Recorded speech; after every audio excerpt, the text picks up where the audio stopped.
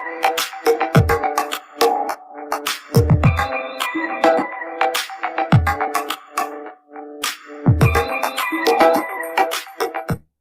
Video में हम पढ़ेंगे कक्षा 10वीं का विषय विज्ञान यानी कि सब्जेक्ट साइंस का पाठ 2 जिसका नाम है अम्ल, क्षारक एवं लवण।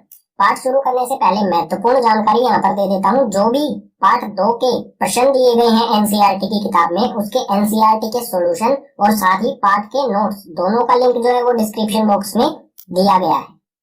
पाठ में सबसे पहले पढ़ते हैं अम्ल। अम्ल के गुण धर्मों के बारे में। अम्ल को इंग्लिश में एसिड कहा जाता है।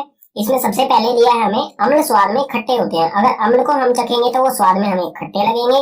आगे है इसी में ये नीले लिटमस को लाल में बदल देते हैं। अगर कोई भी नीला लिटमस पत्र अम्ल के संपर्क में आएगा तो उसका रंग परिवर्तित होके लाल हो जाएगा। ठीक है, नीले को लाल में बदल देंगे, लेकिन लाल पर इनका कोई प्रभाव नहीं पड़ता है। अगर लाल लिटमस पत्र अम्ल के संपर्क में आएगा तो उसका रंग लाल ही रहेगा, सिर्फ नीले को लाल में बदल देते हैं ये।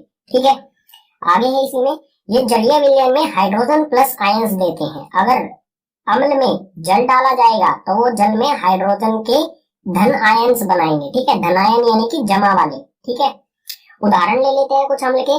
सबसे पहले इसमें HCl यानी कि हाइड्रोक्लोरिक अम्ल, H2SO4 यानी कि सल्फ्यूरिक अम्ल, CH3COOH यानी कि एसिटिक अम्ल, और इसी में एक आता है सिट्रिक अम्ल। सिट्रिक अम्ल का आपको फॉर्मूला याद करने की जरूरत नहीं है। ठीक है, एक ऐसा उदाहरण ले लेते हैं जो हमारे दैनिक जीवन में उपयोग किया जाता है अम्ल का, तो वो है नींबू। ठीक है, नींबू में जो है वो सिट्रिक अम्ल पाया जाता है। और यहाँ पर आप देख सकते हैं कि कोई नीला लिटमस पत्र जितना भी नींबू के रस के संपर्क में आया उतना ये लाल रंग में परिवर्तित हो गया। ठीक है, अम्ल में 2 शब्द आते हैं, सांद्र अम्ल और तनु अम्ल। इन्हें भी समझना हमारे लिए जरूरी है। तो सांद्र अम्ल क्या होता है? जिसमें अम्ल अधिक मात्रा में और जल अल्प मात्रा में होता है, यानी कि अम्ल जो है वो ज्यादा हो, ठीक है, और पानी वो कम हो, पानी की मात्रा कम हो, अम्ल की मात्रा अधिक हो, तो उसे कहा जाएगा सांद्र अम्ल। ठीक है, इसी प्रकार से तनु अम्ल क्या होता है? जिसमें अम्ल अल्प मात्रा में और जल अधिक मात्रा में हो। सांद्र का बिल्कुल उल्टा होगा तनु। यहाँ पर अम्ल जो है वो अल्प यानी कि कम मात्रा में है और जल अधिक मात्रा में है। अब बात आती है, अगर सांद्र अम्ल को हम तनु अम्ल में बदलना चाहें या तनु अम्ल को सांद्र अम्ल में बदलना चाहें तो किस प्रकार से किया जा सकता है? सांद्र अम्ल को हम पानी में मिला देंगे। ठीक है, सांद्र अम्ल को अगर पानी में डाल दिया जाए तो वो तनु अम्ल में परिवर्तित हो जाएगा, क्योंकि पानी की मात्रा बढ़ जाएगी। इसी प्रकार से अगर तनु अम्ल में से हम पानी को वाष्पीकृत कर दें, ठीक है, पानी को वाष्पीकृत कर दिया जाए तो वो सांद्र अम्ल में परिवर्तित हो जाएगा।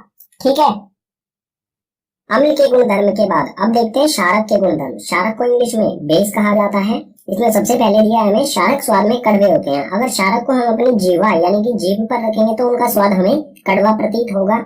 आगे है ये लाल लिटमस को नीले में बदल देते हैं। अगर कोई लाल लिटमस पत्थर क्षारक के संपर्क में आएगा तो उसका रंग बदलकर अपने आप ही नीला हो जाएगा। ठीक है, लेकिन नीले पर इनका कोई प्रभाव नहीं होता, ये सिर्फ लाल को नीले में बदलते हैं। अगर कोई नीला लिटमस पत्र क्षारक के संपर्क में आएगा तो उसका रंग नीला ही रहेगा, सिर्फ लाल को नीले में बदलेंगे। ठीक है, आगे है ये जलीय विलयन में OH ऋण आयन देते हैं। ठीक है, अगर क्षारकों में जल डाला जाएगा तो जल में ये OH यानी कि हाइड्रो ऑक्साइड के घटा माइनस यानी कि ऋण आयंस प्रदान करेंगे हमें। ठीक है, कुछ उदाहरण ले लेते हैं क्षारक के, जैसे NaOH यानी कि सोडियम हाइड्रो ऑक्साइड, KOH यानी कि पोटेशियम हाइड्रो ऑक्साइड, NH4OH यानी कि अमोनियम हाइड्रो ऑक्साइड। ये कुछ ऐसे उदाहरण हो गए जो हम लेबोरेटरी यानी कि प्रयोगशाला में देखते हैं।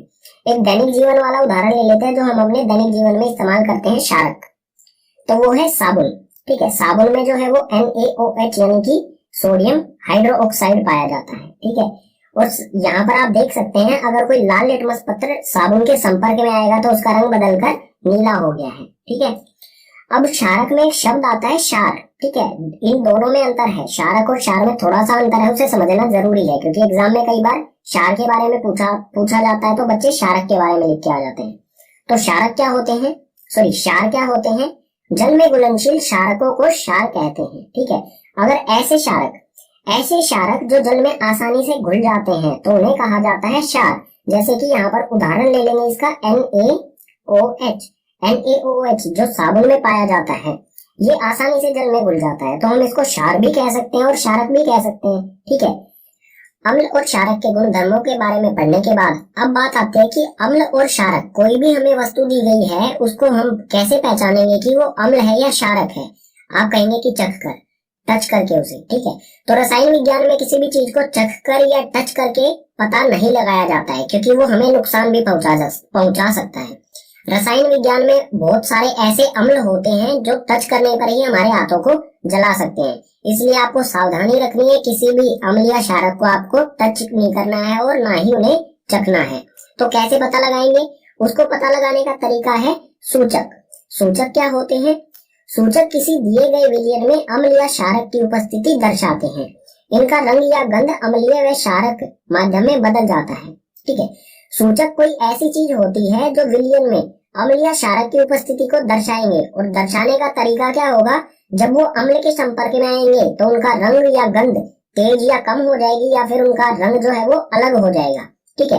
और क्षारक के माध्यम में आएंगे तो उनका रंग और कुछ अलग हो जाएगा जो अम्ल में नहीं होगा। अलग अलग रंग, यानी कि अम्ल के लिए अलग रंग दर्शाएंगे और क्षारक के लिए अलग रंग दर्शाएंगे। इसी प्रकार से गंध यानी कि खुशबू, अम्ल के संपर्क में आने पर खुशबू कम हो सकती है या ज्यादा हो सकती है, या फिर क्षारक के माध्यम में अम्ल का बिल्कुल उल्टा हो सकता है। तो सूचक जो है वो 3 प्रकार के होते हैं। इसमें सबसे पहले है प्राकृतिक सूचक, दूसरा है कृत्रिम सूचक जिसे संश्लेषित सूचक भी कहा जाता है, और तीसरा है गंधीय सूचक। इन तीनों सूचकों के बारे में एक एक करके विस्तार से पढ़ते हैं आगे वाले पेज पर। सूचक का पहला प्रकार है प्राकृतिक सूचक। इसकी परिभाषा देख लेते हैं। वे सूचक जो पौधों से प्राप्त होते हैं उन्हें प्राकृतिक सूचक कहा जाता है। प्रकृति में हमारे पास क्या होता है? पेड़ पौधे। अगर जो भी ऐसे सूचक जो पेड़ पौधों से मिलते हैं उन्हें कहा जाएगा प्राकृतिक सूचक, ठीक है। उदाहरण ले लेते हैं इसके। उदाहरण में हमारे पास है यहाँ पर पहला लिटमस और दूसरा हल्दी, दोनों ही हमें पेड़ पौधों से मिलते हैं। अब ये अम्ल और क्षारक माध्यम कैसे बताएंगे कि कोई भी वस्तु दी गई है वो क्षारक है या अम्ल है? तो अगर कोई नीला लिटमस पत्र अम्ल के संपर्क में आएगा तो उसका रंग परिवर्तित हो जाता है लाल में, ठीक है। यानी कि लिटमस पत्र, नीला लिटमस पत्र हम किसी वस्तु में डालेंगे, ठीक है, किसी विलयन में रखेंगे, अगर उसका रंग लाल में परिवर्तित हो जाता है तो हम कहेंगे कि वो वस्तु क्या है? वो विलयन अम्लीय है, ठीक है। इसी प्रकार बिल्कुल इसका उल्टा, अगर कोई लाल लिटमस पत्र विलयन में डालने पर नीला रंग में परिवर्तित हो जाए तो वो होगा हमारा क्षारक। हल्दी का आपने नोटिस किया होगा, हल्दी के लिए हल्दी जो अम्ल के संपर्क में आने पर उसका रंग पीला ही रहता है, ठीक है। प्राकृतिक तौर पर हल्दी का रंग पीला ही होता है, तो अम्ल के संपर्क में आने पर ये अपना रंग परिवर्तित नहीं करती है। लेकिन जब हल्दी क्षारक के संपर्क में आएगी तो इसका रंग लाल हो जाता है। तो कई बार क्या होता है, हम खाना खाते समय कपड़ों पर हल्दी यानी कि सब्जी गिर जाती है, उसमें हल्दी होती है, ठीक है। जब हम उसे धोते हैं यानी कि साबुन, जब वो साबुन के संपर्क में आती है, धोते समय उस पर साबुन लगाते हैं हम, तो वो साबुन यानी कि क्षारक के संपर्क में आती है तो उसका रंग लाल हो जाता है, ठीक है। तो ये भी एक प्रकार का ही सूचक है जो अम्ल में हमें पीला रंग प्रदान करता है और क्षारक के साथ इसका रंग लाल हो जाता है, ठीक है। सूचकों का दूसरा प्रकार है कृत्रिम सूचक, या फिर हम कह सकते हैं संश्लेषित सूचक। संश्लेषित का मतलब होता है जिसे बनाया गया हो, ठीक है। तो इसकी परिभाषा देखते हैं। वे सूचक जो रसायन द्वारा बनाए जाते हैं उन्हें कृत्रिम सूचक या फिर संश्लेषित सूचक कहा जाता है, ठीक है। जो रसायन यानी कि केमिकल द्वारा प्रयोगशाला यानी कि लेबोरेटरी में बनाए जाते हैं उन्हें कृत्रिम सूचक या फिर संश्लेषित सूचक कहा जाएगा। केमिकल्स यानी कि रसायन के द्वारा बनाए गए हैं। उदाहरण देख लेते हैं इसके लिए। पहला है हमारे पास फेनोफ्थलीन और दूसरा है मेथिल ऑरेंज, ठीक है। ये दोनों उदाहरण हो गए। अब ये किस तरह से क्षारक और अम्लीय प्रवृत्ति को दर्शाते हैं? तो फेनोफ्थलीन जब अम्ल के संपर्क में आता है तो इसका रंग जो है वो अपरिवर्तित रहता है, ठीक है। यानी कि पानी जैसा रंग रहता है बिल्कुल इसका। यहाँ पर आप देख सकते हैं इस तरह का, जिस तरह का पानी होता है उस तरह का ही रंग होता है, ठीक है। अम्ल के संपर्क में आने पर इस तरह का रंग। और अगर ये क्षारक के संपर्क में आएगा, फेनोफ्थलीन अगर क्षारक के संपर्क में आएगा तो इसका रंग गहरा गुलाबी या फिर कह सकते हैं कि बैंगनी हो जाता है, ठीक है। गहरा गुलाबी कहेंगे इसे, इस तरह का रंग हो जाता है। इसी प्रकार से मेथिल ऑरेंज जब अम्ल के संपर्क में आएगा तो इसका रंग परिवर्तित होकर लाल हो जाता है। अम्ल के संपर्क में आने पर मेथिल ऑरेंज का रंग जो है वो लाल हो जाता है। और मेथिल ऑरेंज अगर क्षारक के संपर्क में आएगा तो उसका रंग पीला हो जाता है, ठीक है। इस प्रकार से ये अम्लीय और क्षारक प्रवृत्ति, किसी भी विलयन की अम्लीय व क्षारक प्रवृत्ति को रंग द्वारा दर्शाते हैं, ठीक है। सूचक का तीसरा प्रकार है गंधीय सूचक। गंधीय यानी कि जो हम अपनी नाक से महसूस कर सके। इसकी परिभाषा क्या होगी?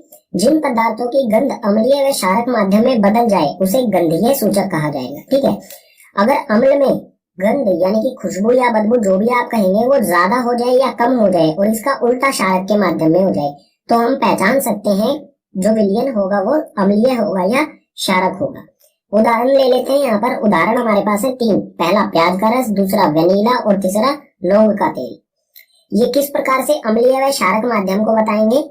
तो जब प्याज का रस अम्ल के संपर्क में आता है तो इसकी गंध जो है वो तीक्ष्ण यानी कि बढ़ जाती है। ठीक है, प्याज का रस जो है, प्याज में की जो बदबू या खुशबू जो भी आप समझते हैं वो बढ़ जाएगी। लेकिन जब ये क्षारक के माध्यम में आता है, ठीक है, जब अगर क्षारक विलयन में प्याज का रस डाला जाएगा तो इसमें से कोई भी गंध नहीं आएगी। ठीक है, तो किस तरह से हम पहचान सकते हैं? हमें कोई विलयन दिया गया है, उसमें हम प्याज का रस डालेंगे, अगर खुशबू या बदबू जो गंध होगी प्याज की वो बढ़ जाए तो हम कहेंगे कि वो विलयन जो है वो अम्लीय है। अगर जो गंध है वो कम हो जाए तो वो क्षारक माध्यम होगा। ठीक है, इसी प्रकार से वेनिला जो आइसक्रीम फ्लेवर, आइसक्रीम को फ्लेवर देने के लिए यूज किया जाता है, तो वेनिला आइसक्रीम आपने खाई होगी, वही वेनिला है ये। ठीक है, वेनिला अम्ल के संपर्क में आने पर इसकी खुशबू, ठीक है, इसकी गंध में कोई भी परिवर्तन नहीं आता। लेकिन जब ये क्षारक के माध्यम में आता है तो इसमें से कोई भी गंध नहीं आती। ठीक है, इसी प्रकार से लौंग का तेल अम्ल के संपर्क में आने पर उसकी खुशबू या बदबू जो भी है, गंध वो है समान रहती है। लेकिन जब लौंग का तेल क्षारक के माध्यम में आता है तो उसमें से कोई भी गंध नहीं आती है। ठीक है, इस तरह से हम सूचकों के माध्यम से अम्लीय व क्षारक विलयन या पदार्थों को पहचान सकते हैं। ठीक है, पाठ में अगला विषय है अम्ल व क्षारकों के रासायनिक गुण। रासायनिक गुण यानी कि जो भी अम्ल व क्षारक हैं वो अलग अलग चीजों के साथ अभिक्रिया करके उत्पाद में क्या चीजें बनाएंगे, इसी को कहा जाएगा रासायनिक अभिक्रिया। ठीक है, इसमें सबसे पहले देखते हैं धातु की अम्ल व क्षारक के साथ अभिक्रिया। धातु अम्ल के साथ किस तरह से अभिक्रिया करेगा और धातु क्षारक के साथ किस तरह से अभिक्रिया करेगा। धातु आप समझते ही होंगे, धातु जैसे कि लोहा जिसे Fe से दर्शाया जाता है, पोटेशियम जिसे K से दर्शाया जाता है। इसी तरह से जिंक हो गया, जिंक को Zn से दर्शाया जाता है और सोडियम को Na से दर्शाया जाता है। इस तरह के ही धातुओं के साथ अम्ल किस तरह से अभिक्रिया करेंगे और क्षारक किस तरह से अभिक्रिया करेंगे, उदाहरण सहित देखते हैं। तो सबसे पहले धातु की अम्ल के साथ अभिक्रिया। अम्ल और धातु अभिक्रिया करके, ठीक है, ये दोनों अभिक्रिया करके लवण तथा हाइड्रोजन गैस, ठीक है, अम्ल और धातु दोनों अभिक्रिया करके उत्पाद में लवण और हाइड्रोजन गैस बनाएंगे। ठीक है, इसका एक उदाहरण देख लेते हैं। अम्ल में लिया है हमने यहाँ पर HCl यानी कि हाइड्रोक्लोरिक अम्ल, और धातु में है यहाँ पर जिंक। ठीक है, जिंक धातु है और हाइड्रोक्लोरिक अम्ल, ये दोनों एक दूसरे के साथ अभिक्रिया करेंगे और लवण बनाएंगे जिंक क्लोराइड ZnCl। ठीक है, ZnCl एक लवण है जिसमें क्लोरीन जुड़ा हुआ है। ठीक है, तो ये बना जिंक क्लोराइड और साथ में हाइड्रोजन गैस। तो कोई भी धातु अम्ल के साथ अभिक्रिया करके, कोई भी धातु हो, ठीक है, चाहे वो आयरन हो, लोहा हो, पोटेशियम हो, जिंक हो या सोडियम हो, कोई भी धातु है वो अम्ल के साथ अभिक्रिया करके हमेशा लवण तथा हाइड्रोजन गैस ही उत्पाद में हमें देगा। इसी प्रकार से देख लेते हैं धातु की क्षारक के साथ अभिक्रिया। क्षारक के साथ अभिक्रिया करके ये क्या बनाएगा, तो इसमें भी क्षारक जमा में धातु यानी कि क्षारक और धातु अभिक्रिया करेंगे और लवण तथा हाइड्रोजन गैस। यहाँ पर भी क्या था, उत्पाद में हमें लवण तथा हाइड्रोजन गैस मिल रही थी। अम्ल के साथ अगर धातु अभिक्रिया करता है और क्षारक के साथ धातु अभिक्रिया करता है तो भी हमें लवण और हाइड्रोजन गैस मिल रही है। ठीक है, इसका भी एक उदाहरण ले लेते हैं। क्षारक में है हमारे सामने यहाँ पर NaOH यानी कि सोडियम हाइड्रोक्साइड, और धातु फिर से हमने लिया है जिंक। तो सोडियम हाइड्रोक्साइड और जिंक दोनों अभिक्रिया करके लवण बनाएंगे। लवण है हमारे सामने यहाँ पर Na2ZNO2। ठीक है, यानी कि सोडियम जिंकेट और साथ में हाइड्रोजन गैस। अब यहाँ पर देख सकते हैं आप कि अम्ल धातु के साथ अम्ल अभिक्रिया करे या धातु के साथ क्षारक अभिक्रिया करे, दोनों कंडीशन में क्या हो रहा है, दोनों स्थितियों में हाइड्रोजन गैस निकल रही है। तो हमें कैसे पता चलेगा कि ये निकलने वाली जो गैस है हाइड्रोजन है। ठीक है, इसका परीक्षण किस तरह से किया जाएगा, आगे वाले पेज पर देखते हैं। धातु की अम्ल या क्षारक के साथ अभिक्रिया कराने पर जो हाइड्रोजन गैस निकलती है उसको पहचानने का जो तरीका है उसे देखते हैं। तो हाइड्रोजन गैस का परीक्षण, जो भी निकलने वाली गैस है हाइड्रोजन, उसे किस तरह से पहचाना जाएगा। तो इसमें है हाइड्रोजन गैस से निहित परख नली के पास जब एक जलती हुई मोमबत्ती लाई जाती है तो पोप की ध्वनि उत्पन्न होती है। ठीक है, यानी कि जो मोमबत्ती, जलती हुई मोमबत्ती जो हाइड्रोजन गैस के पास लाई जाएगी तो जो हाइड्रोजन गैस है वो बहुत ज्वलनशील गैस होती है, वो पोप ध्वनि के साथ तुरंत जल जाए। तो ये है स्टैंड, इसमें ये टेस्ट ट्यूब है, टेस्ट ट्यूब के अंदर जिंक के छोटे छोटे दाने लिए गए हैं और साथ ही इसके अंदर डाल दिया गया है अम्ल। अम्ल और जिंक की अभिक्रिया यानी कि धातु और हाइड्रोक्लोरिक अम्ल की अभिक्रिया से जो हाइड्रोजन गैस उत्पन्न होगी, ठीक है, वो बाहर नहीं निकल पाएगी इस कॉर्क की वजह से। इस कॉर्क के अंदर जो पाइप लगी है वो इससे गुजरेगी और उसे इस टब में भरे हुए साबुन के पानी के अंदर छोड़ दिया जाएगा, ठीक है। जैसे ये साबुन के पानी के अंदर निकलेगी, ये हाइड्रोजन गैस जो है वो बबल्स में, बुलबुलों में पैक हो जाएगी, ठीक है। और जो ये बुलबुले ऊपर आएंगे, बहुत हल्की गैस होती है हाइड्रोजन, वो आसानी से ऊपर की तरफ जाती है, ठीक है। तो ये बुलबुले जब ऊपर की तरफ जाएंगे, अगर इन बुलबुलों के पास हम जलती हुई मोमबत्ती लेके आएंगे तो ये पॉप ध्वनि करते हुए, ठीक है, तुरंत जल जाएंगे पॉप की ध्वनि के साथ, ठीक है, क्योंकि बहुत ज्वलनशील गैस होती है हाइड्रोजन, ठीक है। अम्ल व क्षारक के रासायनिक गुणधर्म में आगे है अम्ल व क्षारक की धातु कार्बोनेट तथा धातु बाइकार्बोनेट के साथ अभिक्रिया। कोई भी अम्ल या क्षारक है वो धातु कार्बोनेट यानी कि जैसे कि धातु, कोई भी हमारा धातु है जैसे सोडियम, तो सोडियम का कार्बोनेट, जैसे सोडियम का कार्बोनेट क्या होगा, Na2CO3, जो कि CO3 होता है, ठीक है। Na हो गया हमारा धातु और CO3 हो गया कार्बोनेट, यानी कि धातु कार्बोनेट हो गया, ठीक है। तो अम्ल व क्षारक धातु कार्बोनेट के साथ किस तरह से अभिक्रिया करेंगे, और इसी तरह से अम्ल व क्षारक धातु बाइकार्बोनेट को धातु हाइड्रोजन कार्बोनेट भी कहा जाता है। तो बिल्कुल भी कंफ्यूज नहीं होना है, एक ही चीज है धातु बाइकार्बोनेट और धातु हाइड्रोजन कार्बोनेट। धातु हाइड्रोजन कार्बोनेट क्या होगा, धातु हाइड्रोजन कार्बोनेट होगा NaHCO3, यानी कि कार्बोनेट के साथ साथ धातु में, कार्बोनेट के साथ साथ इसमें हाइड्रोजन भी हो, तो इसे कहा जाएगा धातु हाइड्रोजन कार्बोनेट या फिर धातु बाइकार्बोनेट, ठीक है। तो इसमें देखेंगे, सबसे पहले इसमें देखते हैं अम्ल की धातु कार्बोनेट के साथ किस तरह से अभिक्रिया करता है, उसके बाद देखेंगे अम्ल धातु बाइकार्बोनेट के साथ किस तरह से अभिक्रिया करेगा। तो ये है अम्ल की धातु कार्बोनेट के साथ अभिक्रिया। अम्ल, ठीक है, कोई भी अम्ल और धातु कार्बोनेट दोनों एक दूसरे के साथ अभिक्रिया करके उत्पाद में हमें लवण, कार्बन डाइऑक्साइड और जल, ठीक है, CO2 यानी कि कार्बन डाइऑक्साइड और जल यानी कि H2O देंगे, ठीक है। हमेशा कोई भी अम्ल हो, अगर किसी भी धातु कार्बोनेट के साथ अभिक्रिया करेगा तो उत्पाद में हमें लवण, कार्बन डाइऑक्साइड और जल ही मिलेगी, ठीक है। उदाहरण देख लेते हैं इसके लिए। अम्ल में लिया है यहाँ पर हाइड्रोक्लोरिक अम्ल, और धातु कार्बोनेट जैसा कि उदाहरण में भी बताया था वही है, ठीक है, Na2CO3 यानी कि सोडियम कार्बोनेट, ठीक है। हाइड्रोक्लोरिक अम्ल और सोडियम कार्बोनेट दोनों एक दूसरे के साथ अभिक्रिया करके उत्पाद में बनाएंगे NaCl, जो कि एक लवण होता है, साथ में कार्बन डाइऑक्साइड गैस यानी कि CO2 और साथ में जल यानी कि H2O, ठीक है। अब देखते हैं अम्ल की धातु बाइकार्बोनेट यानी कि धातु हाइड्रोजन कार्बोनेट के साथ अभिक्रिया। तो अम्ल जो है वो धातु बाइकार्बोनेट यानी कि धातु हाइड्रोजन कार्बोनेट के साथ अभिक्रिया करके हमें लवण, कार्बन डाइऑक्साइड और जल, ये तीनों चीजें उत्पाद में मिलती हैं। चाहे अम्ल धातु कार्बोनेट के साथ अभिक्रिया करे या धातु बाइकार्बोनेट के साथ अभिक्रिया करे, दोनों में हमें क्या मिल रहा है, लवण, कार्बन डाइऑक्साइड और जल। यहाँ पर भी लवण, कार्बन डाइऑक्साइड और जल, ठीक है। इसका उदाहरण देख लेते हैं, बाइकार्बोनेट यानी कि हाइड्रोजन कार्बोनेट की अम्ल के साथ अभिक्रिया।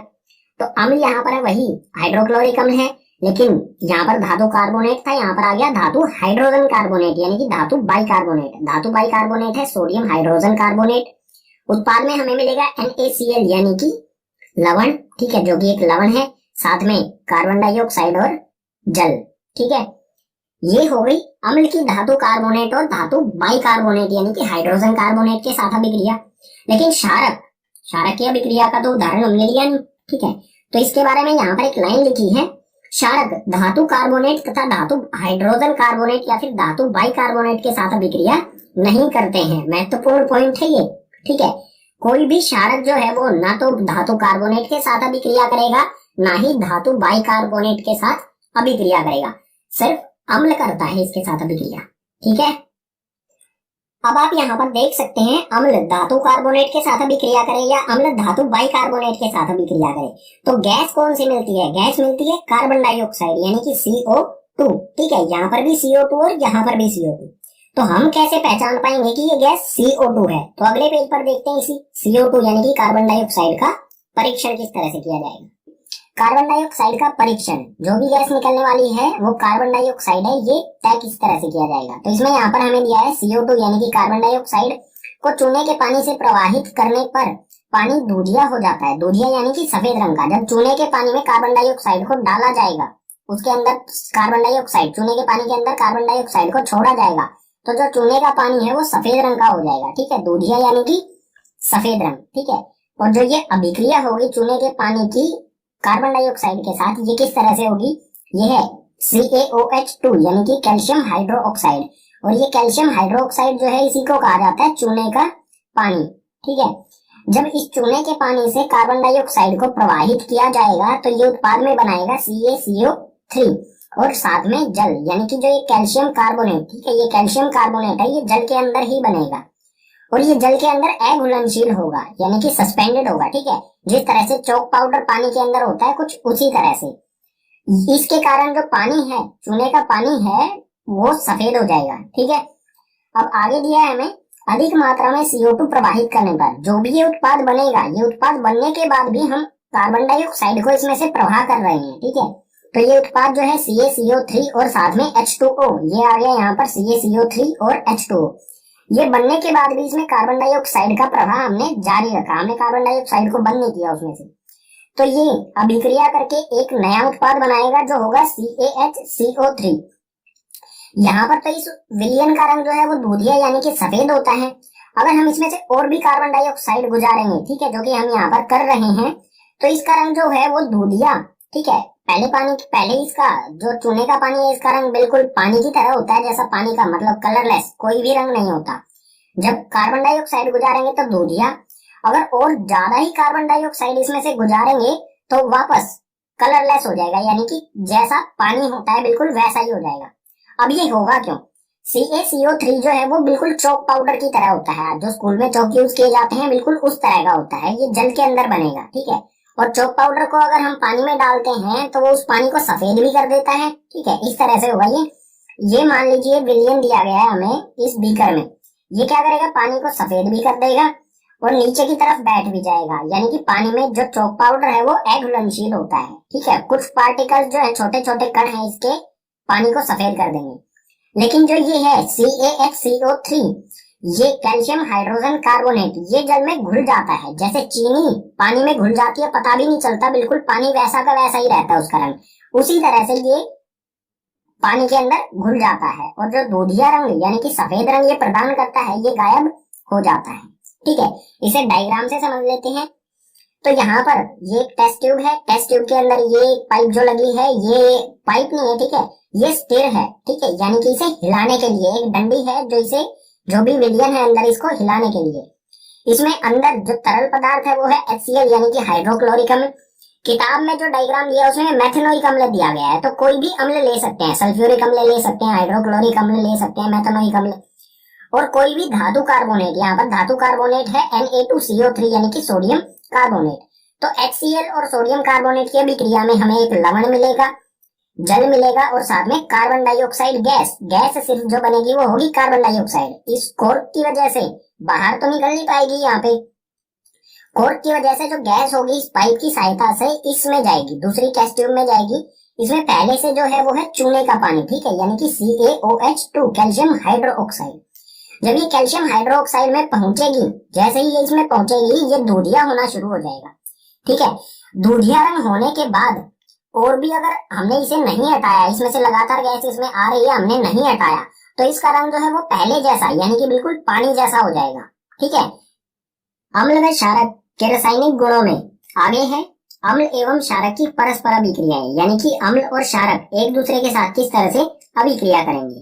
तो देखते हैं, इसमें कोई भी अम्ल हो हमारे पास और कोई भी क्षारक हो, इन दोनों की जब अभिक्रिया कराई जाएगी तो ये हमें उत्पाद में हमेशा लवण और जल यानी कि H2O देंगे। ठीक है, हमेशा कोई भी अम्ल हो कोई भी क्षारक हो, दोनों को मिलाया जाएगा, यानी कि रासायनिक अभिक्रिया होगी तो हमेशा हमें लवण और जल ही मिलेगा उत्पाद में। एक उदाहरण देख लेते हैं। अम्ल में यहाँ पर है HCl यानी कि हाइड्रोक्लोरिक अम्ल और क्षारक में है NaOH यानी कि सोडियम हाइड्रोक्साइड क्षारक। ठीक है, ये अम्ल और ये क्षारक अभिक्रिया करके बनाएंगे NaCl यानी कि ये लवण है। ठीक है, एंड सोडियम क्लोराइड लवण और जल यानी कि H2O। ठीक है, हमेशा लवण और जल बनेगा अम्ल और क्षारक की अभिक्रिया में। ठीक है, और जो ये अभिक्रिया है, अम्ल और क्षारक एक दूसरे के साथ अभिक्रिया करके लवण और जल का निर्माण करते हैं। इस तरह की जो अभिक्रिया होती है उसे उदासीनीकरण अभिक्रिया कहा जाता है। इसकी परिभाषा पढ़ लेते हैं, अच्छी तरह से समझ में आ जाएगा ये। जब अम्ल व क्षारक परस्पर अभिक्रिया करके एक दूसरे के प्रभाव को समाप्त कर लवण तथा जल का निर्माण करते हैं, इस प्रकार की अभिक्रिया को उदासीनीकरण अभिक्रिया कहा जाता है। जब कोई भी अम्ल और क्षारक एक दूसरे के साथ अभिक्रिया करके एक दूसरे के प्रभाव को समाप्त कर दे। यहाँ पर आप देख सकते हैं इस तरफ अम्ल और क्षारक है, लेकिन इस तरफ कोई भी अम्ल और क्षारक नहीं है, क्योंकि इन दोनों ने एक दूसरे के प्रभाव को समाप्त करके लवण और जल बना दिया उत्पाद में। ठीक है, एक दूसरे के प्रभाव को समाप्त करना और साथ में लवण और जल का निर्माण करना, इस तरह की जो अभिक्रिया होगी अम्ल और क्षारक की, उसे कहा जाएगा उदासीनीकरण अभिक्रिया। ठीक है, अम्ल व क्षारक के रासायनिक गुणधर्म में आगे है अम्ल के साथ धात्विक ऑक्साइड की अभिक्रिया। कोई अम्ल है, उसके साथ कोई भी धात्विक ऑक्साइड यानी कि धातु के साथ ऑक्सीजन का जुड़ा होना, ठीक है, उसे कहा जाएगा धात्विक ऑक्साइड। जैसे कि धात्विक ऑक्साइड में उदाहरण ले लेते हैं इसके कुछ। Cu एक धातु है, अगर इसके साथ ऑक्सीजन का जोड़ दिया जाए तो वो हो जाएगा धात्विक ऑक्साइड। इसी तरह से MgO मैग्नीशियम धातु के साथ ऑक्सीजन का जुड़ा होना मैग्नीशियम ऑक्साइड। तो कोई भी अम्ल धात्विक ऑक्साइड के साथ किस तरह से अभिक्रिया करेगा। यहाँ पर एक महत्वपूर्ण चीज है, यहाँ पर जो धात्विक ऑक्साइड होती हैं इनकी प्रवृत्ति जो है वो क्षारक होती है। ठीक है, धात्विक ऑक्साइड को हम क्षारक भी कह सकते हैं क्योंकि इनकी प्रवृत्ति क्षारक ही होती है। तो पीछे हम पढ़ चुके हैं अम्ल और क्षारक अभिक्रिया करके लवण और जल का निर्माण करते हैं और धात्विक ऑक्साइड जो है वो क्षारक ही होती है। तो यहाँ पर भी जो अभिक्रिया होगी धात्विक ऑक्साइड यानी कि क्षारक और अम्ल अभिक्रिया करके लवण और जल का निर्माण करते हैं। उदाहरण देख लेते हैं कि यहाँ पर CO जो कि एक धात्विक ऑक्साइड है। ठीक है, तो धात्विक ऑक्साइड में यहाँ पर CuO लिया है और अम्ल में लिया है यहाँ पर HCl यानी कि हाइड्रोक्लोरिक अम्ल। कॉपर ऑक्साइड और हाइड्रोक्लोरिक अम्ल एक दूसरे के साथ अभिक्रिया करेंगे और उत्पाद में बनाएंगे CuCl जो कि एक लवण होता है और साथ में H2O यानी कि जल। ठीक है, और यहाँ पर एक बिंदु और दिया गया है हमें आगे, कॉपर क्लोराइड के बनने से विलयन का रंग नीला हो जाता है। जो भी ये कॉपर क्लोराइड बना है इसकी वजह से जो भी विलयन है उसका रंग नीला हो जाएगा। ये जल के अंदर बनेगा, ठीक है, जल के अंदर ही बनेगा ये, और इसकी वजह से जो भी विलयन होगा उसका रंग नीला हो जाता है। अम्ल व क्षारक के रासायनिक गुणों में आगे है क्षारक के साथ अधात्विक ऑक्साइड की अभिक्रिया। अधात्विक ऑक्साइड यानी कि अधातु के साथ ऑक्सीजन का जुड़ा होना।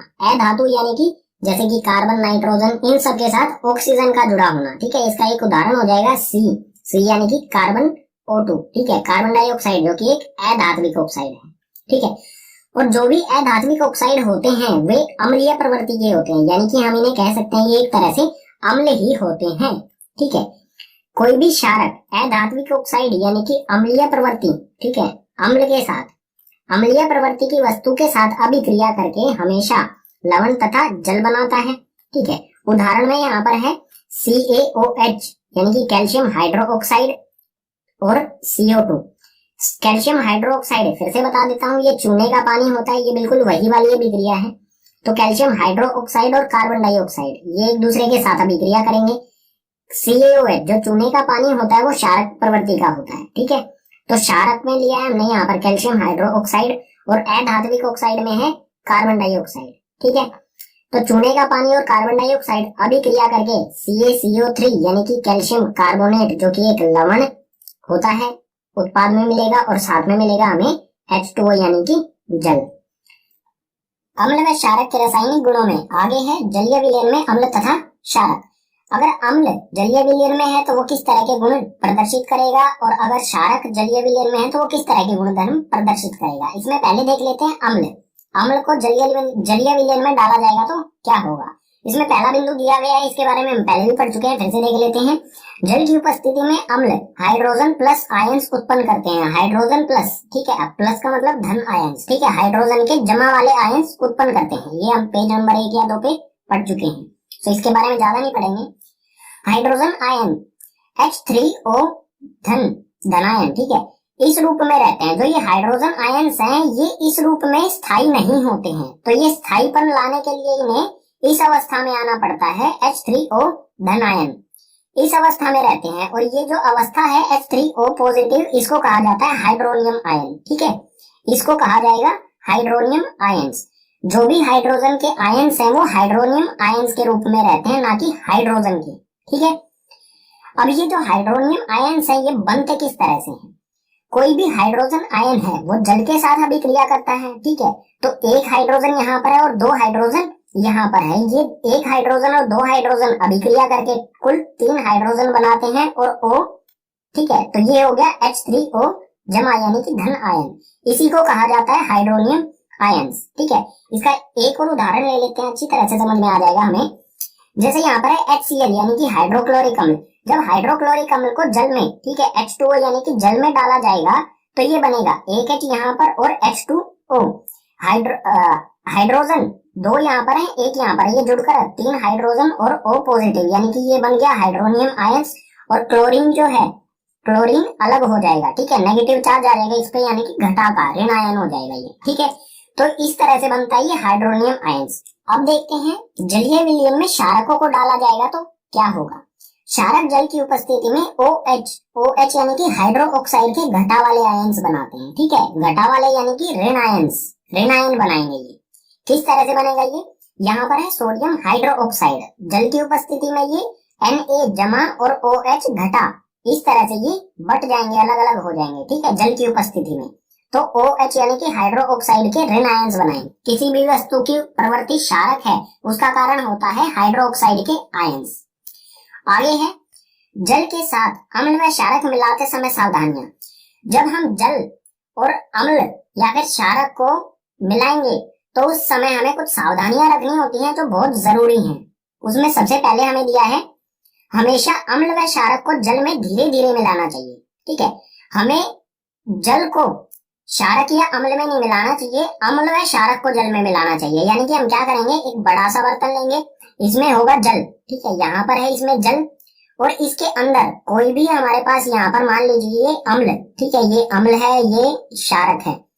अगर हमें अम्ल और जल को मिलाना है तो हम अम्ल को इसमें डाला जाएगा और जो भी ये बर्तन है, जो भी ये बीकर है, इसको धीरे धीरे हमें हिलाता भी रहना पड़ेगा।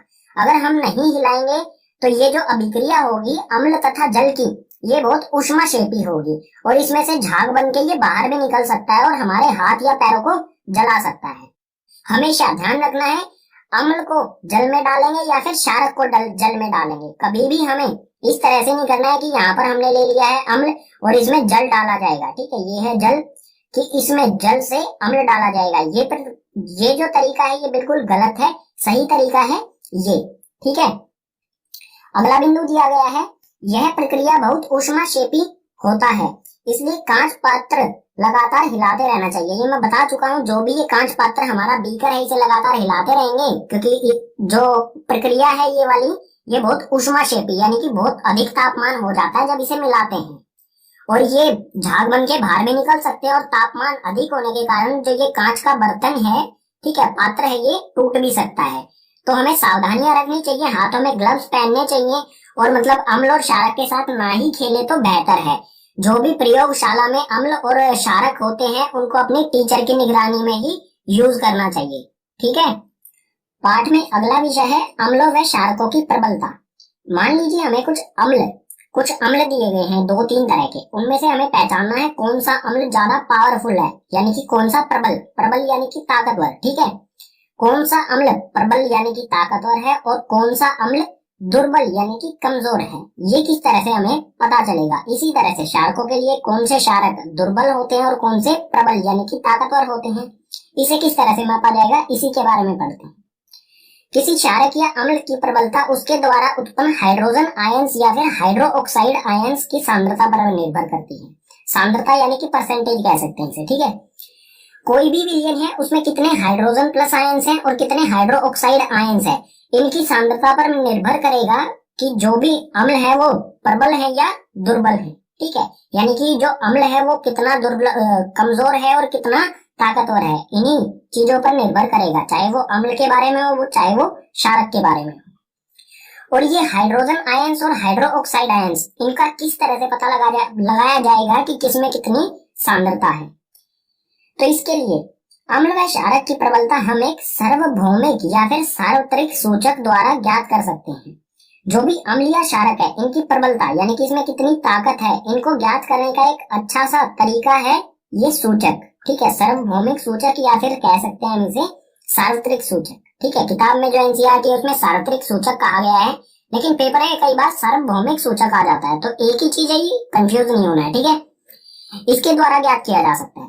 और ये सार्वभौमिक या सार्वत्रिक सूचक होता क्या है, इसे कहा जाता है पीएच, पीएच पेपर। ठीक है, हिंदी माध्यम में है तो पीएच पत्र लिख सकते हैं आप। ठीक है, पीएच पत्र यानी कि पीएच पेपर कहा जाता है इसे। इसके बारे में आगे वाले पेज पर बिल्कुल विस्तार से पढ़ेंगे। जो भी ये सूचक है, सार्वभौमिक सूचक या फिर सार्वत्रिक सूचक, इसकी परिभाषा क्या होगी, यह अनेक सूचकों का मिश्रण होता है। यह सूचक किसी विलयन में हाइड्रोजन आयंस की विभिन्न सांद्रता को विभिन्न रंगों में प्रदर्शित करता है। ठीक है, यानी कि यह किस चीजों को मापता है, हाइड्रोजन आयंस को। ठीक है, हाइड्रोक्साइड आयंस को नहीं मापता है, ये मापता है हाइड्रोजन आयंस की सांद्रता, यानी कि कोई भी विलयन है उसमें कितना % हाइड्रोजन आयंस है। इस चीज को, ये हाइड्रोजन आयंस को, ये अलग अलग रंगों के, उसकी सांद्रता, हाइड्रोजन आयंस की सांद्रता को ये अलग अलग रंगों में प्रदर्शित करता है। अगर हाइड्रोजन आयंस की सांद्रता अधिक होगी तो ये कुछ इस तरह के लाल से रंग शो करेगा, ऑरेंज वगैरह वगैरह। ठीक है, अगर हाइड्रोजन आयंस की सांद्रता ना तो ज्यादा ना ही कम, यानी कि मध्यम बीच में होगी, तो ये इस तरह के रंग शो करेगा, पीला, हरा या फिर थोड़ा सा गहरा हरा। ठीक है, अगर हाइड्रोजन आयंस की सांद्रता बहुत कम होगी तो ये इस तरह के रंग शो करेगा जो नीले वाले हैं। ठीक है, हल्का नीला, फिर गहरा गहरा, गहरा नीला। ठीक है, जो भी ये सार्वभौमिक सूचक या सार्वत्रिक सूचक जिसे पीएच कहा जाता है, इस पर रीडिंग होती है 0 से लेके 14 तक। ठीक है, बाकी इसके बारे में अगले पेज पर विस्तार से पढ़ते हैं। ये है पीएच स्केल। ठीक है, इस तरह का होता है। तो पीएच स्केल जो है वो हाइड्रोजन आयंस की सांद्रता के आधार पर अलग अलग रंग प्रदर्शित करता है।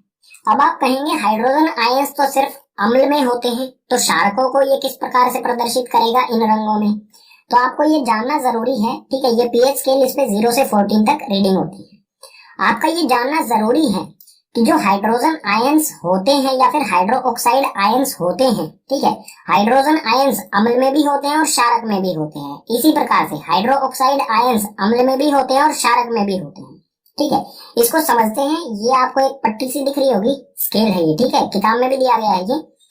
तो जो 7 होता है, पीएच स्केल का जो 7 मान होता है, ये वाली लाइन यहाँ पर होता है लवण। ठीक है, ये मान जो है ये है लवण के लिए।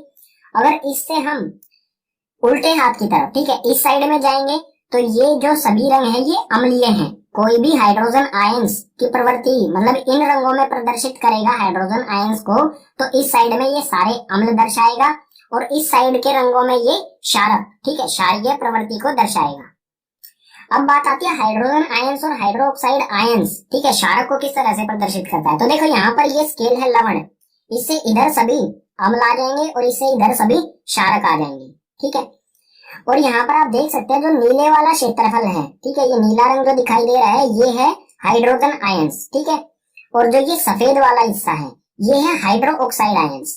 तो जो भी अम्ल होते हैं उसमें ये सफेद वाला भी क्षेत्रफल है और नीले रंग वाला भी क्षेत्रफल है, यानी कि यहाँ पर हाइड्रोजन आयंस भी है और हाइड्रोक्साइड आयंस भी है। ठीक है, लेकिन अम्ल क्यों है ये फिर, अगर इसमें हाइड्रोक्साइड आयंस भी है तो ये अम्ल क्यों है, क्योंकि इसमें हाइड्रोजन आयंस अधिक हैं, हाइड्रोक्साइड आयंस बहुत कम है।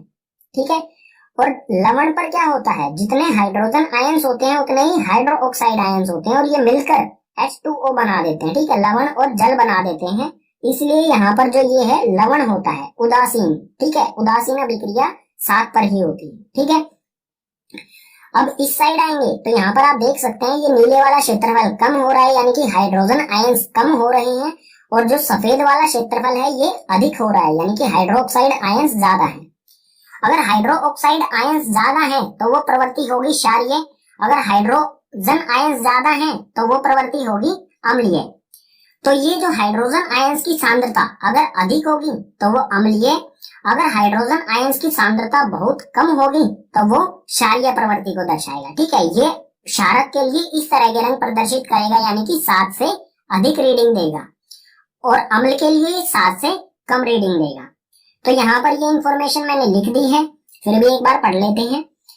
pH इक्वल्स टू 7, किसी भी विलयन का pH मान अगर 7 है तो इसका मतलब क्या है, जो विलयन है वो उदासीन, उदासीन यानी कि लवण है वो। ठीक है, अगर किसी का pH मान 7 से कम, ठीक है, ये कम का निशान है, pH मान 7 से कम है, अगर 7 से कम है तो वो विलयन अम्लीय होगा। ठीक है, और आगे है इसमें पीएच मान जो है वो 7 से अधिक है। अगर 7 से अधिक है तो वो विलयन जो होगा वो क्षारक होगा, ठीक है, क्षारीय विलयन होगा। ये था कुल मिला के पीएच स्केल के बारे में, ठीक है। अब बात कर लेते हैं पीएच का हमारे जीवन में, दैनिक जीवन में क्या महत्व है। तो उसी के बारे में दिया गया है, दैनिक जीवन में पीएच का महत्व। जो भी हमारा पीएच मान है उसके कितनी महत्वपूर्ण है हमारे जीवन में। तो इसमें पहला बिंदु दिया गया है, हमारा शरीर 7 से 7.8 पीएच के बीच कार्य करता है। हमारे शरीर का जो पीएच मान होता है वो 7 से लेके 7.8 तक होता है। अगर हमारे शरीर का पीएच मान 7 से कम हो जाए या 7.8 से अधिक हो जाए तो हम बीमार पड़ जाएंगे, ठीक है, हमें कई तरह की बीमारियां लग जाएंगी। इसमें अगला बिंदु है, वर्षा के जल का पीएच मान जब 5.6 से कम हो जाता है तो अम्लीय वर्षा कहलाती है, ठीक है। अम्लीय वर्षा के कारण ताजमहल का रंग पीला हो चुका है, तो ये थोड़ा महत्वपूर्ण हो जाता है। किसी भी वर्षा का जल 5.6, ठीक है, 5.6 मतलब 7 से कम है, ये 5.6, अगर 5.6 से कम हो जाए तो वो वर्षा अम्लीय होगी, ठीक है। और अम्लीय वर्षा के कारण पहले ताजमहल का रंग जो है वो बिल्कुल सफेद चमकीला होता था। अम्लीय वर्षा के कारण ताजमहल का जो रंग है वो थोड़ा थोड़ा पीला हो चुका है, ठीक है। इसी में आगे है, मुंह का पीएच मान 5.5 से कम होने पर, दोनों नहीं है यहाँ पर, दांतों, ठीक है, दांतों का क्षय प्रारंभ हो जाता है। अगर हमारे मुंह का पीएच मान 5.5 से कम हो जाए तो हमारे जो दांत हैं वो गलना शुरू कर देते हैं, क्षय यानी कि गलना, ठीक है, गलना शुरू कर देते हैं, क्योंकि जो 5.5 होता है उससे कम अम्ल जो है वो प्रबल होता जाता है, ठीक है। अम्ल की प्रबलता अधिक होगी तो वो हमारे दांतों के साथ अभिक्रिया करेगा और उनको गलाना शुरू कर देगा। अगर हमें इससे बचना है, अम्लीयत मतलब दांतों के गलने से अगर हमें बचना है तो हमें मतलब खाना खाने के बाद कुल्ला करना चाहिए या फिर हमें ब्रश करनी चाहिए कम से कम 2 वक्त, ठीक है। सोते समय जरूर हमें ब्रश करनी चाहिए, इससे हम बच सकते हैं आसानी से। आगे है, मधुमक्खी का डंक अम्ल छोड़ता है जिसके कारण जलन व दर्द होता है। जब भी कोई मधुमक्खी काटती है तो उसके कारण हमें बहुत ज्यादा दर्द होता है, ठीक है। अगर उसका डंक अंदर ही है हमारे शरीर के अंदर तो वो बहुत ज्यादा दर्द करता है, क्योंकि जो डंक होता है उसमें एक अम्ल होता है जिसका नाम है मेथनोइक अम्ल। मेथनोइक अम्ल जो है हमारे शरीर में जो सेल्स होते हैं, बॉडी के सेल्स होते हैं, उनको खत्म करना शुरू कर देता है। इसी के कारण हमें जलन या फिर दर्द होता है, ठीक है। अगर हम इस दर्द या जलन से बचना चाहते हैं तो उसके ऊपर हम कोई कोलगेट या फिर कोई साबुन से हमें उसे धोना चाहिए, क्योंकि साबुन जो है वो अम्लीय प्रभाव को समाप्त कर देता है, ठीक है। यानी कि जो मेथनोइक अम्ल है इसके प्रभाव को वो धीरे धीरे करके समाप्त कर देगा। अगला बिंदु और आखिरी बिंदु है इसमें, अच्छी उपज के लिए पौधों को एक विशिष्ट पीएच की आवश्यकता होती है। अलग अलग पौधों के लिए अलग अलग पीएच मान की आवश्यकता होती है। कुछ ऐसे पौधे होते हैं जो 5 से 6 के पीएच मान के बीच में बहुत अच्छी तरह से ग्रो यानी कि वो अच्छी तरह से उपज करते हैं, मतलब अच्छी तरह से वो विकास करते हैं अपना।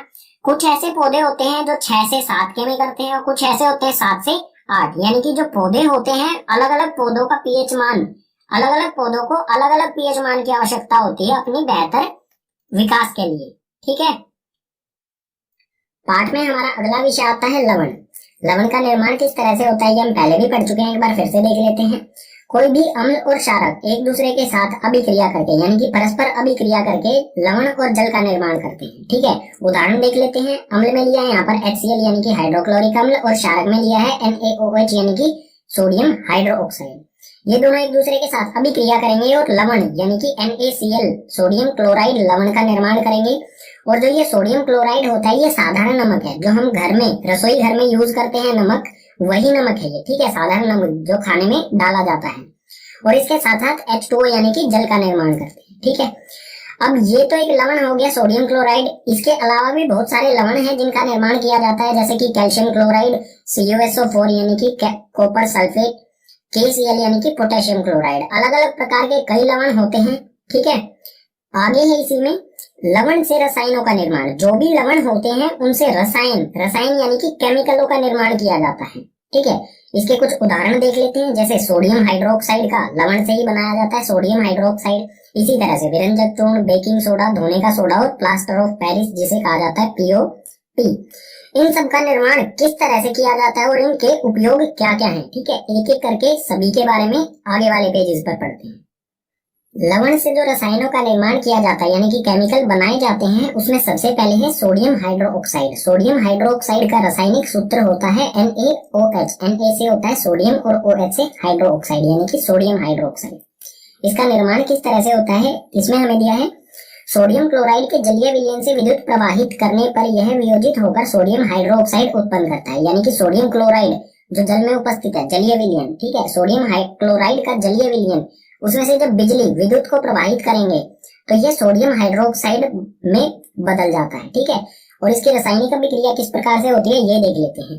यह है NaCl यानी कि सोडियम क्लोराइड। सोडियम क्लोराइड का जलीय विलयन, साथ में जल भी है इसके, ठीक है। तो सोडियम क्लोराइड के साथ जो जल है, इस विलयन में से विद्युत धारा प्रवाहित की जाएगी। विद्युत धारा प्रवाहित करने के बाद ये बदल जाता है NaOH यानी कि ये मिल गया हमें सोडियम हाइड्रोक्साइड, ठीक है। सोडियम हाइड्रोक्साइड ये मिल गया हमें। इसके साथ साथ दो गैसें भी मिलती हैं, एक तो क्लोरीन गैस मिलती है और एक हाइड्रोजन गैस भी मिलती है हमें उत्पाद में। अब देख लेते हैं ये कहाँ कहाँ पर बनते हैं। जो जलीय विलयन है उसमें कहाँ पर बनते हैं, विद्युत धारा प्रवाहित की जाती है, ठीक है। तो एनोड पर जो है वो क्लोरीन गैस निकलती है, कैथोड पर हाइड्रोजन गैस निकलती है और कैथोड के पास ही सोडियम हाइड्रोक्साइड का विलयन बनता है। ये तीनों चीजें हमें याद रखनी पड़ेंगी, ठीक है। एनोड पर क्लोरीन, कैथोड पर हाइड्रोजन और कैथोड के पास ही सोडियम हाइड्रोक्साइड का विलयन बनता है। अब बात कर लेते हैं ये तीनों चीज जो हमें उत्पाद में मिली है, इनके उपयोग क्या क्या है। यानी कि सोडियम हाइड्रोक्साइड का उपयोग क्या होता है, क्लोरीन का और हाइड्रोजन का क्या क्या उपयोग होते हैं, ठीक है। तो उपयोग में क्लोरीन जो है वो, क्लोरीन का उपयोग जो है वो जल की स्वच्छता या फिर PVC के लिए उपयोग किया जाता है, पॉलीवेनिक क्लोराइड के लिए, ठीक है, जल की स्वच्छता के लिए। ये गलत हो गया है, क्लोरीन जो है वो जल की स्वच्छता के लिए उपयोग किया जाता है। और हाइड्रोजन, ठीक है, ये C2 और H2, हाइड्रोजन का उपयोग जो है वो ईंधन के लिए यूज किया जाता है, ठीक है। हाइड्रोजन का ऊपर वाला ईंधन के लिए यूज किया जाता है और क्लोरीन जल की स्वच्छता और पॉलीवेनिक क्लोराइड बनाने के लिए। और NaOH यानी कि सोडियम हाइड्रोक्साइड का उपयोग जो है वो ग्रीस हटाने के लिए। धातु पे जो ग्रीस लगा होता है वो आसानी से नहीं हटता है, तो उसको हटाने के लिए सोडियम हाइड्रोक्साइड का उपयोग किया जाता है। साबुन और कागज बनाने के लिए भी सोडियम हाइड्रोक्साइड का उपयोग किया जाता है, ठीक है। इसका उपयोग क्या क्या है ये जरूर याद कर लेना है आपको। एक तो ग्रीस हटाने के लिए, साबुन और कागज बनाने के लिए, ठीक है।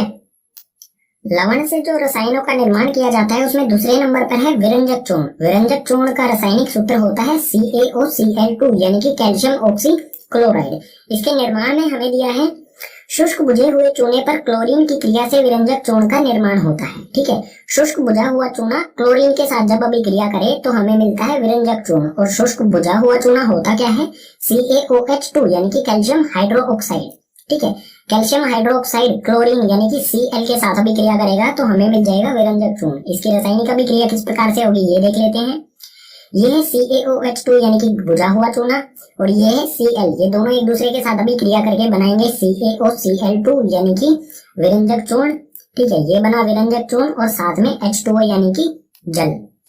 अब जो भी ये विरंजक चूर्ण है इसके उपयोग क्या क्या होते हैं, ठीक है। उपयोग से पहले यहाँ पर बता दो, विरंजक चूर्ण को ब्लीचिंग पाउडर कहा जाता है इंग्लिश में। और ब्लीचिंग पाउडर के बारे में आपने सुना होगा, वो किसी भी तरह के कपड़े में अगर कोई दाग लगा है तो उसको हटाने के लिए किस चीज का उपयोग किया जाता है, ब्लीचिंग पाउडर का, ठीक है। यानी कि किसी भी चीज को सफेद बनाने के लिए विरंजक चूर्ण का उपयोग किया जा सकता है आसानी से। उपयोग में पहला दिया हमें वस्त्र उद्योग में सूती व लैनिन के विरंजन के लिए। सूती वस्त्र हो या लैनिन के वस्त्र हो, उनके अगर उनपे कोई दाग धब्बे लगे हैं तो उनको साफ करने के लिए इसका विरंजक चूर्ण का उपयोग किया जा सकता है। आगे है कागज की फैक्ट्री में लकड़ी के मज्जा के विरंजन के लिए। लकड़ी का मज्जा यानी कि लकड़ी को पीस दिया जाता है, ठीक है। कागज लकड़ी से बनता है, लकड़ी के मज्जा को, लकड़ी को पीस दिया जाता है, ठीक है, पाउडर सा बनाया जाता है। और जो भी लकड़ी का रंग होता है उसको बिल्कुल सफेद बनाने के लिए विरंजक चूर्ण का उपयोग किया जाता है। यानी कि लकड़ी के मज्जा को विरंजक चूर्ण की उपस्थिति में धोया जाता है और लकड़ी का पाउडर जो होता है मज्जा वो बिल्कुल सफेद हो जाता है। उसके बाद उससे पेपर बना लिए जाते हैं, ठीक है। तो कागज की फैक्ट्री में भी इसका उपयोग होता है। और तीसरा है पीने के पानी में रोगाणु नाशक के रूप में। पीने का पानी जो होता है उसमें भी अगर विरंजक चूर्ण डाल दिया जाए तो जो भी पानी में बैक्टीरिया वगैरह होता है, ऐसे रोगाणु जो हमें नुकसान पहुंचा सकते हैं वो खत्म हो जाते हैं, ठीक है। तो पीने के पानी में रोगाणु नाशक के रूप में भी विरंजक चूर्ण का उपयोग किया जाता है। लवण से जो रसायनों का निर्माण किया जाता है उसमें तीसरे नंबर पर है बेकिंग सोडा। बेकिंग सोडा का रासायनिक सूत्र होता है NaHCO3 यानी कि सोडियम हाइड्रोजन कार्बोनेट। और जो बेकिंग सोडा यानी कि सोडियम हाइड्रोजन कार्बोनेट होता है, ये एक दुर्बल असंक्षारक होता है। दुर्बल यानी कि कमजोर, और असंक्षारक यानी कि लंबे समय तक चलने वाला। ठीक है, असंक्षारक यानी कि इसमें कभी जंग नहीं लगता, ये कभी खराब नहीं होता। दुर्बल होता है, इसे हम टेस्ट भी कर सकते हैं अपनी जीभ द्वारा। ठीक है, इसके निर्माण की रासायनिक अभिक्रिया किस प्रकार से होती है? सोडियम क्लोराइड, कार्बन डाइऑक्साइड, जल यानी कि H2O और अमोनिया यानी कि NH3, इन सभी की परस्पर अभिक्रिया से बेकिंग सोडा यानी कि NaHCO3 का निर्माण होता है। ठीक है, ये सभी अभिक्रिया करेंगे और उत्पाद में बनाएंगे NH4Cl। NH3 होता है अमोनिया और NH4 होता है अमोनियम। ठीक है, ये अमोनिया और ये अमोनियम, तो अमोनियम क्लोराइड मिलेगा उत्पाद में हमें, और साथ ही NaHCO3 यानी कि सोडियम हाइड्रोजन कार्बोनेट यानी कि बेकिंग सोडा, ये मिल गया हमें बेकिंग सोडा। अगर बेकिंग सोडा को खाने में डाल के गर्म किया जाए तो क्या होता है, ये भी जानना हमारे लिए जरूरी है। तो खाना पकाते समय गर्म करने पर यानी कि बेकिंग सोडा को गर्म करने पर, तो ये है बेकिंग सोडा। खाने में डालने के बाद इसे गर्म किया जाएगा तो ये विभाजित हो जाता है। ठीक है, यानी कि वियोजित हो जाता है कई सारे उत्पादों में।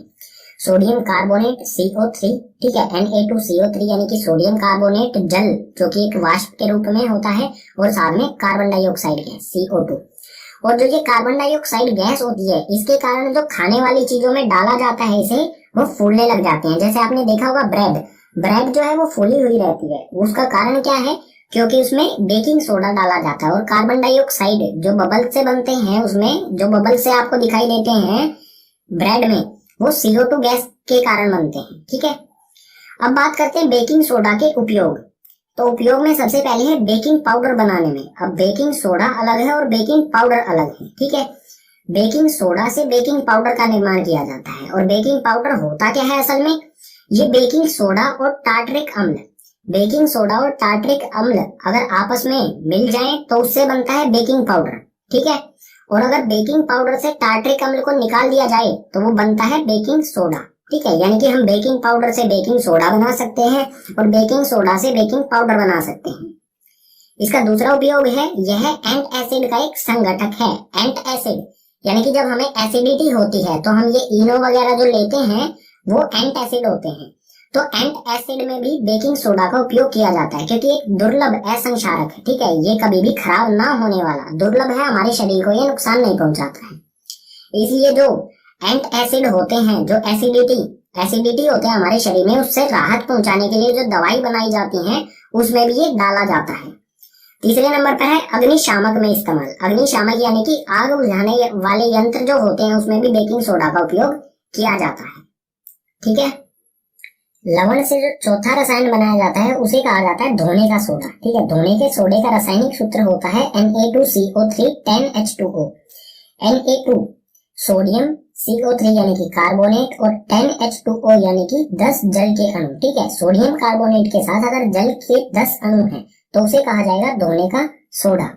इसका निर्माण भी कुछ इसी प्रकार से किया जाता है। तो निर्माण में हमें दिया है सोडियम कार्बोनेट के पुनः क्रिस्टलीकरण से धोने का सोडा प्राप्त होता है, यानी कि सोडियम कार्बोनेट Na2CO3, इसके दोबारा से क्रिस्टल बनाए जाए इसमें जल डाल के। ठीक है, तो बनता है धोने का सोडा। इसकी रासायनिक अभिक्रिया किस प्रकार से होगी? Na2CO3, ठीक है, ये है सोडियम कार्बोनेट, और साथ में इसके 10 जल के अणु मिला दिए जाएं। ठीक है, 10H2O 10 जल के अणु डालकर इसके क्रिस्टल बनाए जाएं। ठीक है, तो जो 10 जल के अणु होते हैं वो इनके क्रिस्टल के साथ जुड़े रहते हैं, तो बनेगा Na2CO3 10H2O। ये मिल गया हमें धोने का सोडा। ठीक है, अब देख लेते हैं इसके उपयोगों के बारे में। तो धोने के सोडे के उपयोगों में सबसे पहले है कांच, साबुन एवं कांच के उद्योग में। जहां पर कांच बनाए जाते हैं, साबुन बनाए जाते हैं या कागज बनाए जाते हैं, तो वहां पर इसका धोने के सोडे का उपयोग किया जाता है इन सभी की सफाई के लिए। ठीक है, दूसरे नंबर पर है घर में साफ सफाई के लिए। धोने का सोडा से आप समझ ही गए होंगे कि इसका काम किसी चीज की धुलाई वगैरह के लिए होगा। तो धोने का सोडा घरों में साफ सफाई, पोछा लगाते हैं, फर्श धोते हैं, किसी तरह के जो अलग से रसायन सर्फ वगैरह डाला जाता है उसमें धोने का सोडा होता है। ठीक है, तीसरे नंबर पे है जल की स्थायी कठोरता को हटाने के लिए। जल की कठोरता से मतलब है जब साबुन को जल में मिलाया जाए तो साबुन फट जाता है। ठीक है, लवण से जो आखिरी रसायन बनाया जाता है उसे कहा जाता है plaster of Paris. Plaster of Paris यानी कि POP। इसे प्लास्टर ऑफ पेरिस इसलिए कहा जाता है क्योंकि इसका आविष्कार या फिर इसका इस्तेमाल जो है वो सबसे पहले पेरिस में हुआ था। इसका रासायनिक सूत्र होता है CaSO4 1/2H2O। CaSO4 यानी कि कैल्शियम सल्फेट और 1/2 यानी कि आधा जल का अणु, ठीक है, H2O आधा जल का अणु। कैल्शियम सल्फेट के साथ अगर आधा जल का अणु है तो उसे कहा जाएगा प्लास्टर ऑफ पेरिस। और इसके बनाने की विधि क्या है, यानी कि निर्माण की विधि क्या है? जिप्सम को 373 केल्विन पर गर्म करने पर यह जल के अणु त्याग कर कैल्शियम सल्फेट अर्ध हाइड्रेट बनता है, ठीक है। इसे हम क्या कहेंगे? Calcium sulphate. आधे को कहेंगे हम अर्ध, और हाइड्रेट का मतलब होता है जल, ठीक है। अर्ध हाइड्रेट यानी कि आधे जल का अणु, कैल्शियम सल्फेट के साथ आधे जल का अणु, तो उसे कहा जाएगा कैल्शियम सल्फेट अर्ध हाइड्रेट, ठीक है। तो ये बनता है। और जिप्सम क्या होता है? जिप्सम होता है ये CaSO4 2H2O, यानी कि इसके साथ दो जल के अणु होते हैं। अगर इसे गर्म किया जाए 100 डिग्री सेल्सियस, 100 डिग्री सेल्सियस भी कह सकते हैं, ठीक है, या फिर 373 केल्विन, 373 केल्विन या फिर 100 डिग्री सेल्सियस पर इसे गर्म किया जाएगा तो ये अपना डेढ़ जल का अणु त्याग के सिर्फ आधा जब जल का अणु बचता है इसके पास, तो ये बन जाता है प्लास्टर ऑफ पेरिस, यानी कि CaSO4 अर्ध हाइड्रेट, ठीक है। आगे है इसमें, इस सफेद चूर्ण को जल में मिलाने पर यह फिर से जिप्सम बन जाता है अगर, ठीक है, यानी कि हम समझ सकते हैं प्लास्टर ऑफ पेरिस किस रंग का होता है? सफेद रंग का। तो सफेद जो चूर्ण होता है इसको वापस अगर जल में मिला दिया जाए तो ये फिर से जिप्सम बन जाता है, ठीक है। यानी कि हम जिप्सम को प्लास्टर ऑफ पेरिस बना सकते हैं और प्लास्टर ऑफ पेरिस को जिप्सम, दोनों एक दूसरे में बदले जा सकते हैं। अगर प्लास्टर ऑफ पेरिस में जल डाल दिया जाए तो वो जिप्सम बन जाएगा, और जिप्सम को 373 डिग्री केल्विन या फिर 100 डिग्री सेल्सियस पर गर्म करें तो वो प्लास्टर ऑफ पेरिस बन जाएगा, ठीक है। और प्लास्टर ऑफ पेरिस से जिप्सम बनाने की विधि किस प्रकार है ये देख लेते हैं, रासायनिक अभिक्रिया इसके लिए, ठीक है। तो ये है CaSO4 हाफ H2O यानी कि अर्ध हाइड्रेट, ठीक है, कैल्शियम सल्फेट अर्ध हाइड्रेट, यानी कि ये क्या है? Plaster of Paris. Plaster of Paris में अगर डेढ़ जल के अणु, एक और आधा जल का अणु इसके साथ मिला दिया जाए तो ये बन जाएगा जिप्सम। और अगर जिप्सम इसको अगर वापस अभिक्रिया कराई जाए, ठीक है, अगर इसकी वापस अभिक्रिया कराई जाए 100 डिग्री सेल्सियस, ठीक है, 100 डिग्री सेल्सियस पर अगर जिप्सम को गर्म किया जाए तो ये वापस किस में बदल जाएगा? CaSO4 अर्ध हाइड्रेट में बदल जाएगा, ठीक है। जो एक डेढ़ जल का अणु है वो इसमें से अलग निकल जाएगा वाष्पीकृत होकर, तो बन जाएगा ये POP, ठीक है।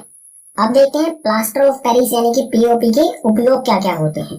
तो इसका पहला उपयोग हमें यह है टूटी हुई हड्डियों को सही जगह पर स्थिर रखने के लिए, यानी कि इसका इस्तेमाल अस्पताल में डॉक्टरों के द्वारा किया जाता है। अगर किसी मरीज की हड्डी टूट जाती है तो उसकी हड्डी को सही जगह पर स्थिर रखा जाता है प्लास्टर के द्वारा, ठीक है। उस पर प्लास्टर चढ़ा दिया जाता है, जो सफेद पाउडर होता है ये प्लास्टर ऑफ पेरिस, इसे गीला करके पट्टी के साथ से, ठीक है, जहाँ पे हड्डी टूटी होती है वहां पर इसे चिपकाया जाता है और कुछ मतलब महीने भर के लिए इसे ऐसे ही रखा जाता है।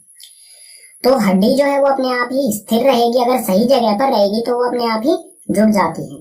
दूसरा उपयोग है खिलौने तथा सजावट का सामान बनाने के लिए।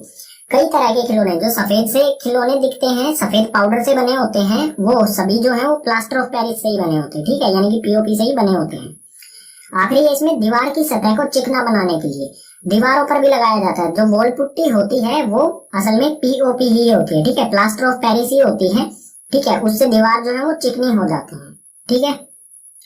चैप्टर के लास्ट में आता है क्रिस्टलन का जल। क्रिस्टलन का जल क्या होता है, यानी कि इसकी परिभाषा क्या होती है? लवण के एक सूत्र इकाई में जल के निश्चित अणुओं की संख्या को क्रिस्टलीन का जल कहते हैं, ठीक है। यानी कि किसी लवण की इकाई में कुछ जल के अणुओं की संख्या है, उसी को कहा जाएगा क्रिस्टलीन का जल, ठीक है। इसका उदाहरण देख लेते हैं, जैसे यहाँ पर है CuSO4 यानी कि कॉपर सल्फेट 5H2O यानी कि 5 जल के अणु है। कॉपर सल्फेट जो हमारा ये लवण है इसमें 5 जल के अणुओं की संख्या है, तो इसको जो 5 जल के अणु है इसे कहा जाता है क्रिस्टलीन का जल। और जो ये क्रिस्टलीन का जल होता है ये दिखाई नहीं देता है, ठीक है। अगर इसे गर्म किया जाए तो ये वाष्प बन के बाहर निकलने लगता है। और भी बहुत सारे उदाहरण देखना चाहें तो जैसे जिप्सम में 2 जल के अणु थे, POP में आधा जल का अणु था, धोने के सोडे में 10 जल के अणु थे, वो सभी इसके उदाहरण हो जाएंगे, ठीक है। इसी के साथ पाठ के सभी विषय हो जाते हैं कंप्लीट। उम्मीद करूंगा आपको सभी विषय समझ आए होंगे। अगर आपको सभी विषय समझ आए हैं तो इस वीडियो को अपने क्लासमेट के साथ